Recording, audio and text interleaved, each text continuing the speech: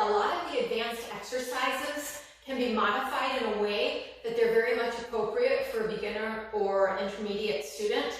And no exercise is this more true than for glute bridges. So a glute bridge is pretty much a mainstay in any kind of rehab program looking to strengthen and protect the body.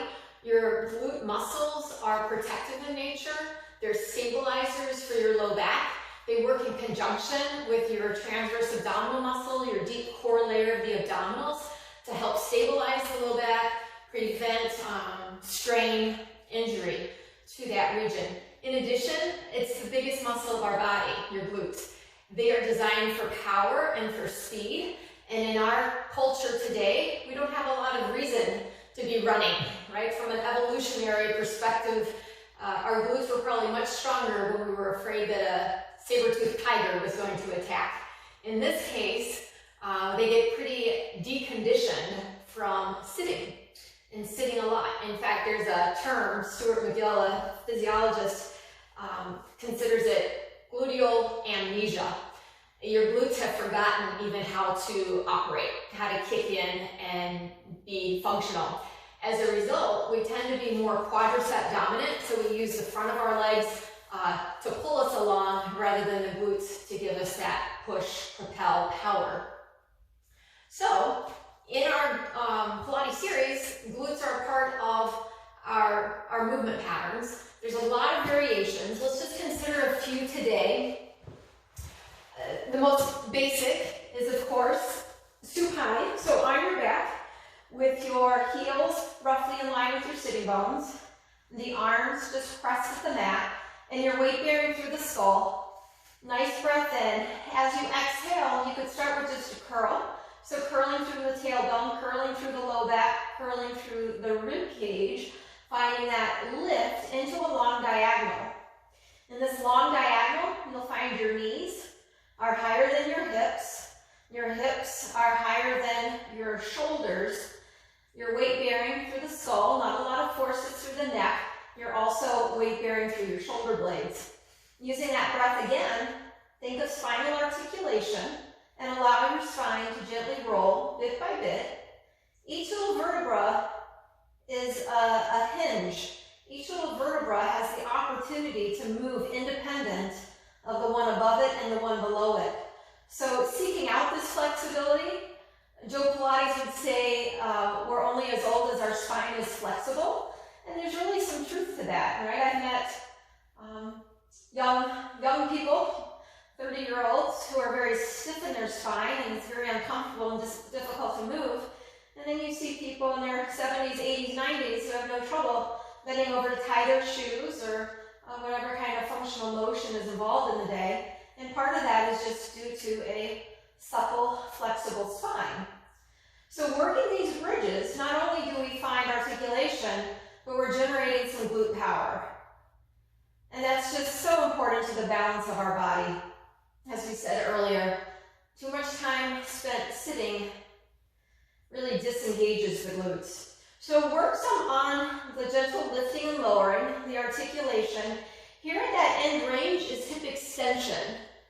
When we sit a lot, we lose the ability to press open the front of the hips. And this is our muscle sandwich. Our glutes are driving up, our belly sinking down, and we're stretching out the front of our hip flexors, which notoriously become tight and often are implicated in some low back pain issues as well. So it might help you to place your hands on your hips, feel the tripods of your feet, so I'm not rolling out or rolling in, really smack dab in the center of those feet, and gently press your hips up into your hands. Repeat that a few times. As you do so, try to keep your abdominals in and up. So I'm not descending my belly, I'm just driving with my glutes. I'm trying to sink my rib cage, so not overly arching the back. And then lower yourself back down. Okay? So we know we can articulate, we can roll up the spine, we can also stabilize the spine and just lift like a 2x4. So I haven't rolled my spine, I've sandwiched it front to back. We can lift and lower, maintaining our our natural lordotic curve and repeating that a few times. Reaching forward with those thigh bones, drawing in with my belly, feeling that opposition of energy from the crown of the head to the tailbone. Just do that 2 more times. Again, like we said, we don't have to do a ton of repetitions. Quality over quantity. So I'm lowering down in a stabilized position. One more time. Lifting, maintaining that lift. So another version could be adding some marching. Keeping the pelvis level. Can I lift one knee tabletop?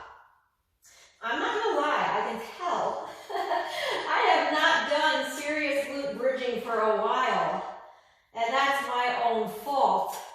But to isolate this movement today can be valuable to all of us. Incorporate it into your regular workout.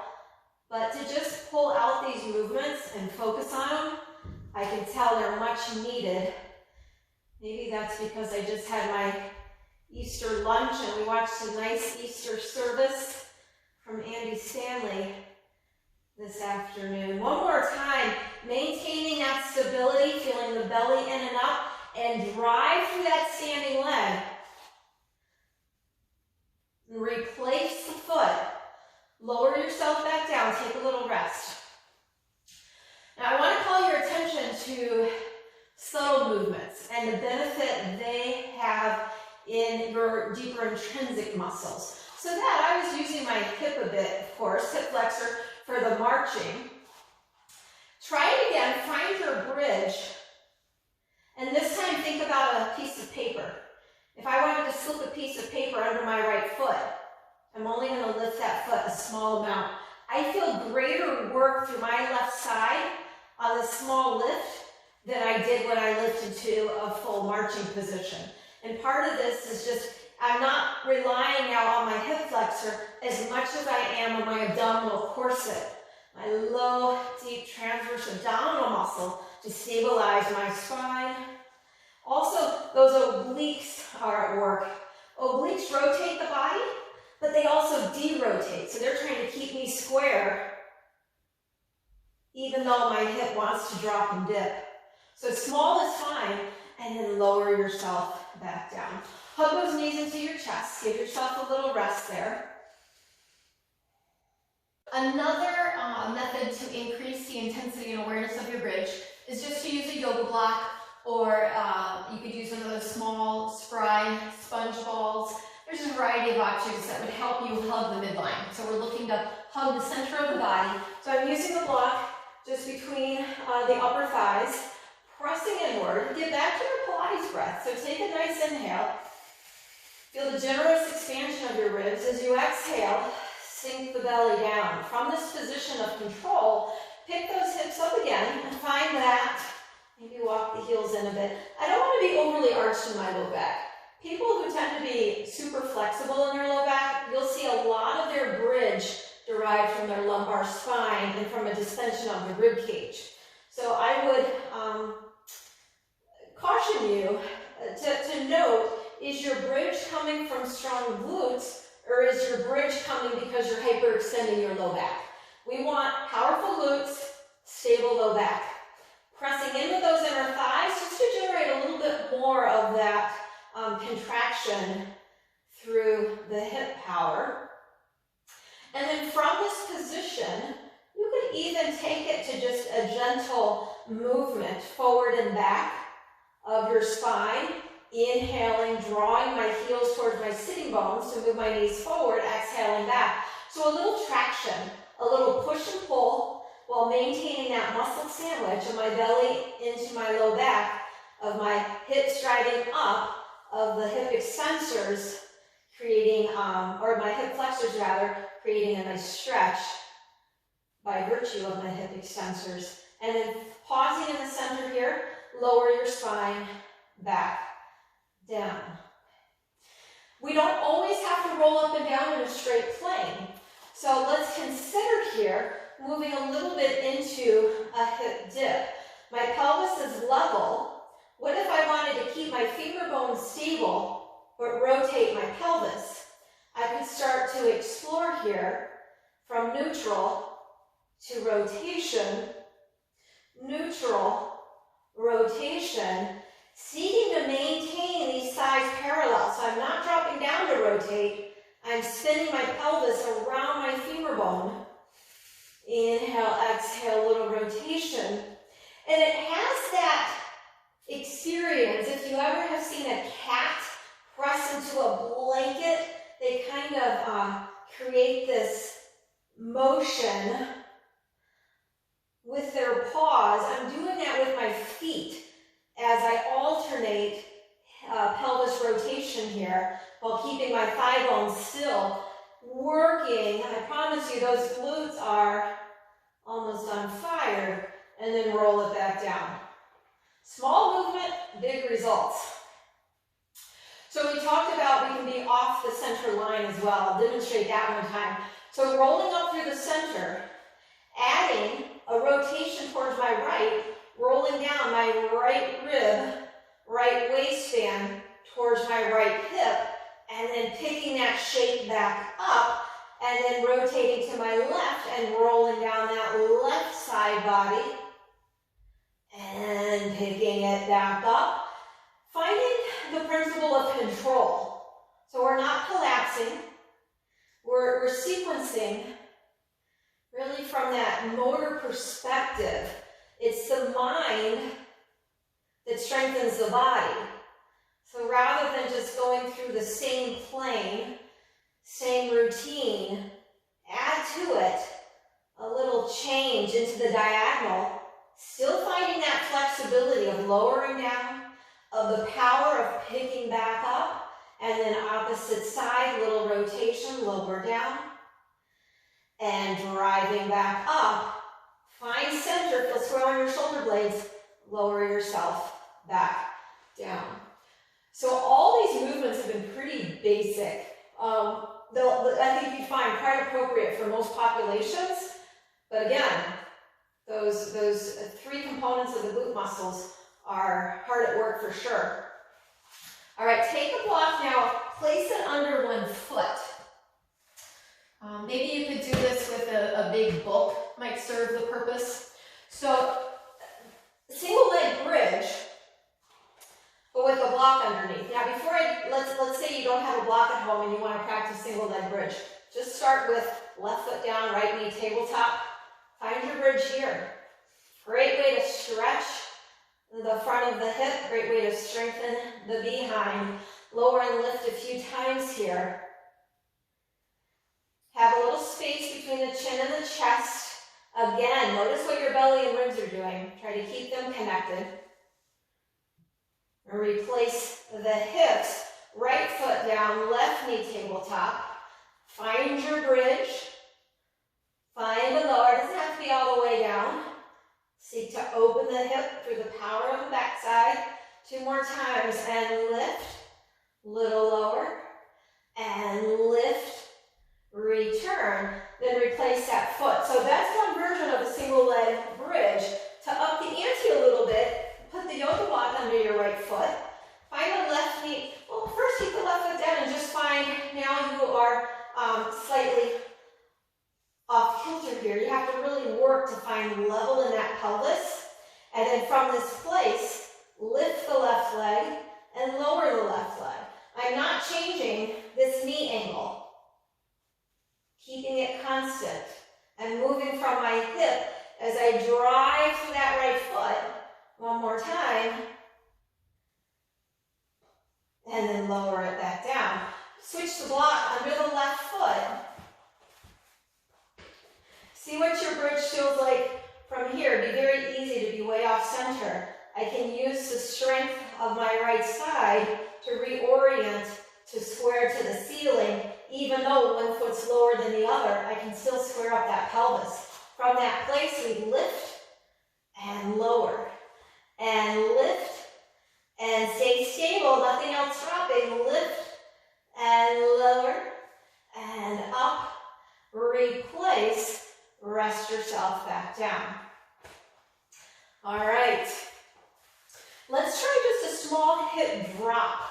So again, Finding your bridge position, floating the left leg tabletop, lower a couple inches, drive it up.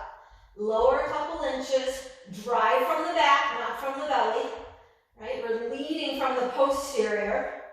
One more time, strengthening posterior chain, rest it back down. Opposite foot on.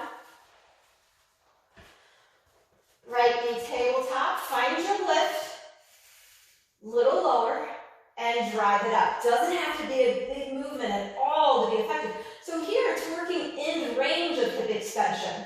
I'm at a different range of motion by virtue of the 6-inch block underneath my foot, right? Without the block, I can still open the hip up by lifting it up 6 inches more, a little bit more stretch effect there, and then lower back down. Hug those knees in, right? Relax that low back, because as you fatigue, you might find that your lumbar spine starts to kick in a little more, and we don't want to go there. We want to stabilize the low back and strengthen the glutes.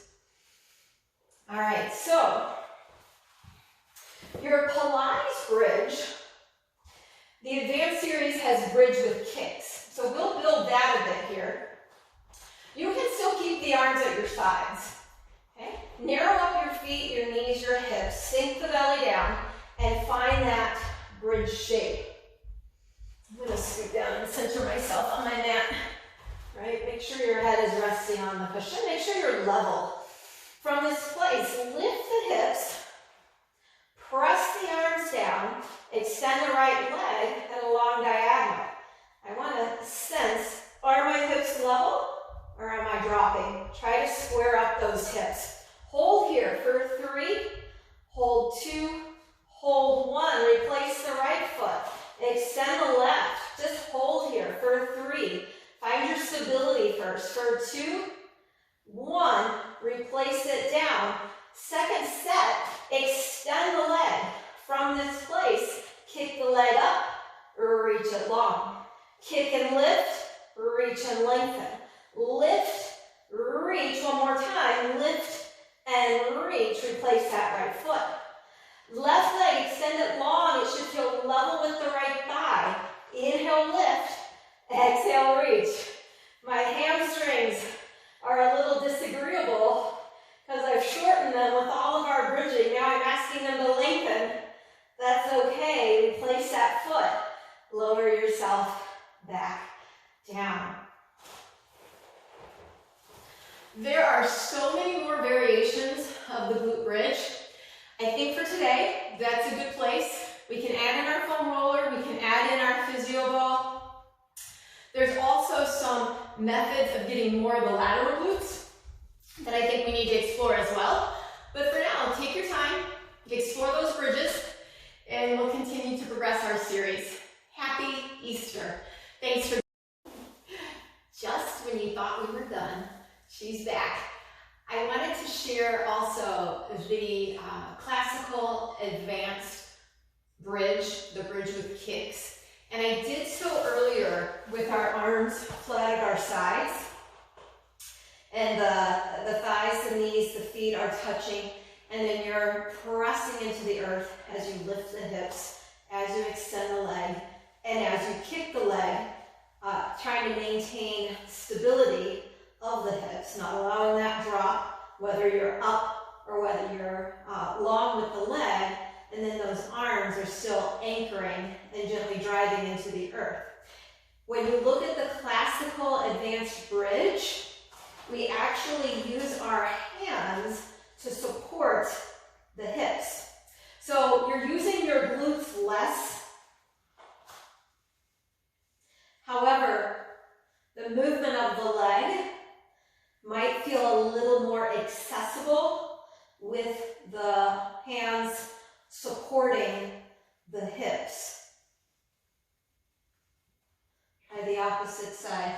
I want those elbows, and I may not quite be there, elbows close into the sides.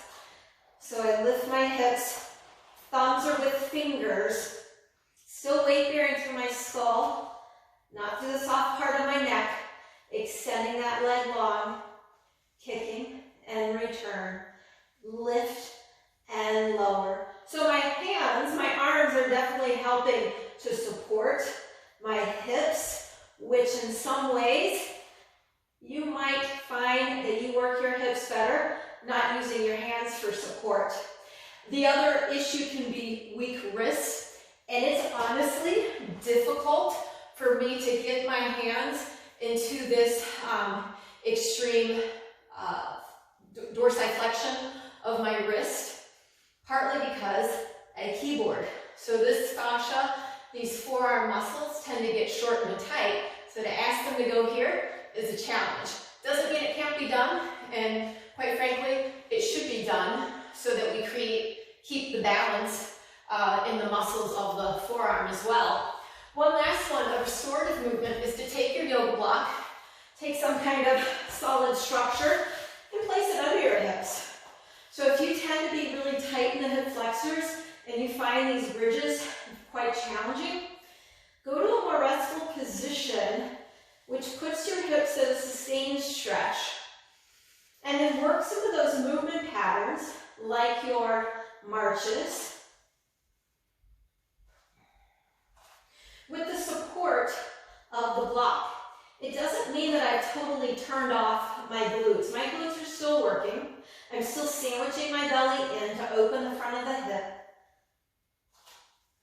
But it's a position that might help release some of the passive tension that exists in the hip. You could, from this position, drawing the belly in, again, work a single leg bridge.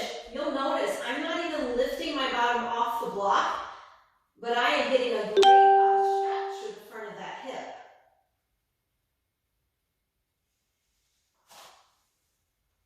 Same idea on the opposite side. It's more of an isometric, driving my foot into the ground to generate contraction of the glute, and then rest it all back down.